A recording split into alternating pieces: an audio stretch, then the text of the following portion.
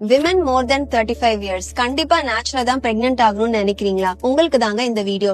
One thing remember பண்ணிக்கோங்க, age is just a number. As a age advances, but one important thing என்னன்னு பாத்தீங்கன்னா, உங்களோட egg counts வந்து கம்மி ஆயிட்டே போறதுக்கு வாய்ப்புகள் இருக்கு. அதனால உங்களோட எக் குவாலிட்டி டிட்டீரியேட் ஆகலாம் அண்ட் பிரெக்னன்சியும் டிஃபிகல்ட் ஆகலாம். 35 வயசுக்கு மேலனா கண்டிப்பா வந்து ஆர்டிபிஷியல் டெக்னிக்ஸ் IVF தான் பண்ணுமானா இல்லங்க. உங்க டாக்டர் ரீச் அவுட் பண்ணிக்கோங்க. கம்ப்ளீட்டா உங்களையும் ஹஸ்பண்டையும் எக்ஸாமின் பண்ணிக்கோங்க. எல்லாமே நார்மலா இருக்கு, எக் கவுண்ட்ஸ் வந்து மட்டும் ஆவரேஜா இருக்குன்னா ஒரு ஆப்டிமம் டைம் கொடுங்க. அந்த ஆப்டிமம் டைம்ங்கிறது ஒரு 6 months 1 year. இந்த டைம்ல நேச்சுரலா ட்ரை பண்ணுங்க, IUI ட்ரை பண்ணுங்க. இந்த சமயத்துக்குள்ள உங்களுக்கு கன்சீவ் ஆக வாய்ப்புகள் கம்மியா இருக்குன்னா IVF ஒரு ஆப்ஷனா வச்சுக்கோங்க. I see lot of videos telling that 0.1 0.2 AMH கூட don't go for IVF. I am not for natural, I am not for IVF. So உங்களோட கண்டிஷன் உங்களோட டாக்டர் கிட்ட டிஸ்கஸ் பண்ணிக்கோங்க. ஒரு ஓபனான டிஸ்கஷன் வச்சுக்கோங்க. பண்ணதுக்கு அப்புறம் ஒரு ப்ராப்பரான சொல்யூஷனுக்கு ரீச் அவுட் பண்ணிக்கோங்க.